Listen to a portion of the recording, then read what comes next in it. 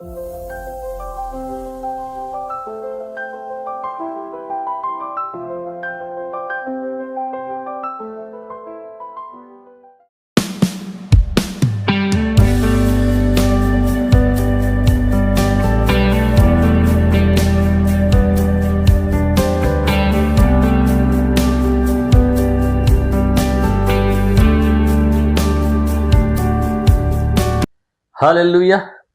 ದೇವರ ಪರಿಶುದ್ಧ ನಾಮಕ್ಕೆ ಸ್ತೋತ್ರವಾಗಲಿ. ದೇವರು ಕೊಟ್ಟಂತಹ ಮತ್ತೊಂದು ದಿನಕ್ಕಾಗಿ ನಾನು ಆತ ನಾಮಕ್ಕೆ ಸ್ತೋತ್ರಗಳನ್ನು ಸಲ್ಲಿಸುವಂತನಾಗಿದ್ದೇನೆ. ದೇವರು ನಿಮಗೆ ಕೊಟ್ಟಂತಹ ತನ್ನ ಕೃಪೆ ಬಲಕ್ಕಾಗಿ ಆತನ ನಾಮಕ್ಕೆ ಮಹಿಮೆ ಉಂಟಾಗಲಿ. ಈ ದಿನ ವಾಕ್ಯ ದಿನಕ್ಕಾಗಿ ಪ್ರಕಟಣೆ 1ನೇ ಅಧ್ಯಾಯ ಅದರಲ್ಲಿ 20ನೇ ವಚನದ ಕೊನೆ ಭಾಗ ಹೀಗೆ ಬರೆಯಲ್ಪಟ್ಟಿದೆ.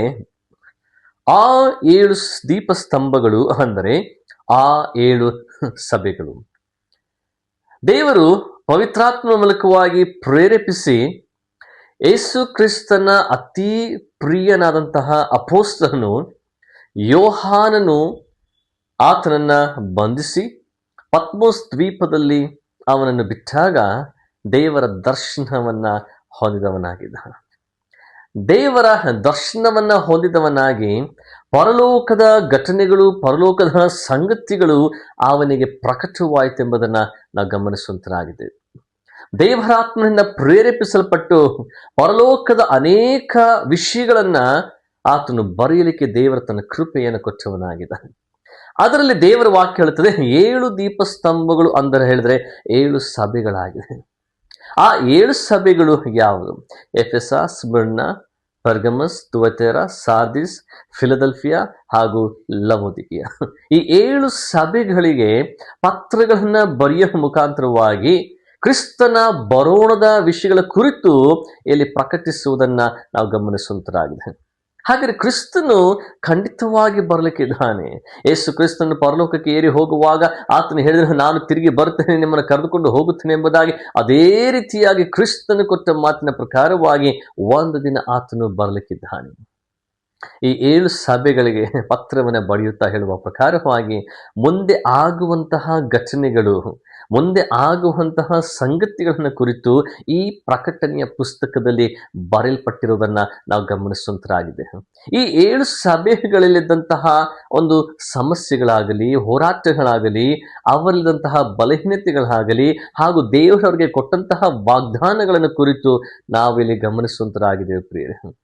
ಈ ಒಂದು ಪ್ರಕಟಣೆಯ ಪುಸ್ತಕದಲ್ಲಿ ದೇವರು ಮುಂದೆ ಆಗುವಂತಹ ಅನೇಕ ವಿಷಯಗಳನ್ನ ಆತನು ತಿಳಿಯಪಡಿಸಿದ್ದಾನೆ. ಅದೇ 7 ದೀಪಸ್ತಂಭಗಳು, 7 ಸಭೆಗಳು.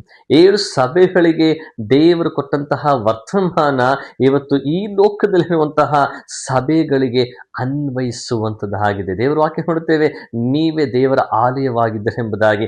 ಪ್ರತಿ ದೇವರ ನಂಬಿದಂತಹ ಮಕ್ಕಳು ದೇವರ ಆಲಯವಾಗಿರುವಾಗ ಈ ಒಂದು ಪತ್ರಿಕೆಯು ನಮಗಾಗಿ ಬರೆಯಲ್ಪಟ್ಟಿರುವಂಥದ್ದಾಗಿದೆ. ಇದರಲ್ಲಿ ನಾನು ಯಾವ ರೀತಿಯಾಗಿ ಈ ವಾಕ್ಯಗಳನ್ನು ತಿಳಿದುಕೊಂಡು ಯಾವ ರೀತಿಯಾಗಿ ನಾನು ಜೀವಿಸಬೇಕು, ಮುಂದೆ ಆಗುವಂಥ ಘಟನೆಗಳ ಪ್ರಕಾರವಾಗಿ ಈ ಲೋಕದಲ್ಲಿ ನನ್ನನ್ನು ಯಾವ ರೀತಿಯಾಗಿ ಸಮರ್ಪಣೆ ಮಾಡಿಕೊಂಡು ಕರ್ತನ ನಾಮಕ್ಕೆ ಮಹಿಮೆ ತರುವಂಥ ಕಾರ್ಯಗಳನ್ನು ನಾನು ಮಾಡಬೇಕೆಂಬ ವಿಷಯಗಳನ್ನು ನಾನು ಕಲಿತುಕೊಳ್ಳಬೇಕಾಗಿದೆ. ದೇವರ ವಾಕ್ಯವು ಪ್ರಕಟಿಸಲ್ಪಟ್ಟಿದೆ, ವಾಕ್ಯವು ತಿಳಿಸಲ್ಪಟ್ಟಿದೆ. ಮುಂದೆ ಆಗುವಂತಹ ಅನೇಕ ವಿಧವಂತಹ ಘಟನೆಗಳ ಕುರಿತು ಬರೆಯಲ್ಪಟ್ಟಿರುವಾಗ ಈ ವಾಕ್ಯಗಳನ್ನು ಧ್ಯಾನಿಸಿ ನಾವು ಮುಂದೆ ಸಾಗುವಂಥದ್ದಾಗಿರಬೇಕಾಗಿದೆ. ಈ 7 ದೀಪಸ್ತಂಭಗಳು, 7 ಸಭೆಗಳು ಇಡೀ ಲೋಕಕ್ಕೆ ಒಂದು ಪ್ರಕಟಿಸುವಂತಹ ಅಥವಾ ಕ್ರಿಸ್ತನ ಬರೋಣದ ಕುರಿತು ಪ್ರಕಟಿಸುವಂತಹ ಅನೇಕ ಸಂಗತಿಗಳನ್ನ ಸೂಚಿಸುವಂತಹ ದೀಪಸ್ತಂಭಗಳು 7 ಸಭೆಗಳಾಗಿವೆ. ದೇವರು ಈ ಸಭೆಗಳ ಮುಖಾಂತರವಾಗಿ ನಮ್ಮನ್ನು ಎಚ್ಚರಿಸಲಿ, ತನ್ನ ವಾಕ್ಯದಲ್ಲಿ ಮುಂದೆ ನಮ್ಮನ್ನು ನಡೆಸಲಿ. ನಾವು ಪ್ರಾರ್ಥಿಸೋಣ. ಪರಿಶುದ್ಧನಾದ ನಮ್ಮ ತಂದೆ ಅಂತ ದೇವರ ಕರ್ತನೆ, ನೀನು ಕೊಟ್ಟದ್ದು ಎಲ್ಲ ನಿನ್ನ ಕೃಪೆಗಾಗಿ ಸ್ತೋತ್ರ, ನಿನ್ನ ಬಲಕ್ಕಾಗಿ ಸ್ತೋತ್ರ. ನೀನೇ ಆಶೀರ್ವಾದ ಮಾಡು ಕರ್ತನೆಪ್ಪ, ನೀನೇ ಬಲಪಡಿಸು, ನಿನ್ನ ಕೃಪೆ ಹಸ್ತದಲ್ಲಿ ಕರ್ತನೆ ನೀನು ಕಾದು ಕಾಪಾಡು, ಬಲಪಡಿಸು. ದೇವರ ವಾಕ್ಯವನ್ನು ಕೇಳಿದಂತಹ ಪ್ರತಿ ಕುಟುಂಬಗಳನ್ನು ಕರ್ತನೆ ನೀನು ಆಶೀರ್ವಾದ ಮಾಡು. ನಿನ್ನ ವಾಕ್ಯಗಳ ಪ್ರಕಾರವಾಗಿ ಜೀವಿಸಲಿಕ್ಕೆ, ನಿಲ್ಲಲಿಕ್ಕೆ ನಿನ್ನ ಕೃಪೆ ಕೊಟ್ಟು ನಡೆಸಿಕೊಡಬೇಕಾಗಿ ನಾನು ಬೇಡಿಕೊಳ್ಳುತ್ತಾ, ಘನವು ಮಾನವ ಪ್ರಭಾವ ನಿನ್ನೊಬ್ಬನಿಗೆ ಸಲ್ಲಲಿ. ಯೇಸುವಿನ ನಾಮದಲ್ಲಿ ನಂಬಿಕೆಯಿಂದ ಬೇಡಿ ಹೊಂದಿದ್ದೇವೆ ನಮ್ಮ ತಂದೆಯಾದ ದೇವರೇ, ಆಮೇನ್. ದೇವರು ನಿಮ್ಮನ್ನ ಹೇರಳವಾಗಿ ಆಶೀರ್ವಾದ ಮಾಡಲಿ. ದೇವರ ಚಿತ್ತವಾದರೆ ಈ 7 ಸಭೆಗಳನ್ನ ಒಂದೊಂದು ಸಭೆಯಾಗಿ ಒಂದು ಸಭೆಯನ್ನು ನಾನು ವಿವರಿಸಲಿಕ್ಕೆ ಇಷ್ಟಪಡುತ್ತೇನೆ. ದೇವರು ಆ ಕೃಪೆಯನ್ನು ನಮಗೆ ದಯಪಾಲಿಸಲೆಂಬುದಾಗಿ ಬೇಡುತ್ತೇನೆ. ದೇವರು ನಿಮ್ಮನ್ನು ಆಶೀರ್ವಾದ ಮಾಡಲಿ. ದೇವರು ನಿಮ್ಮನ್ನು ಬಲಪಡಿಸಲಿ. Price lord.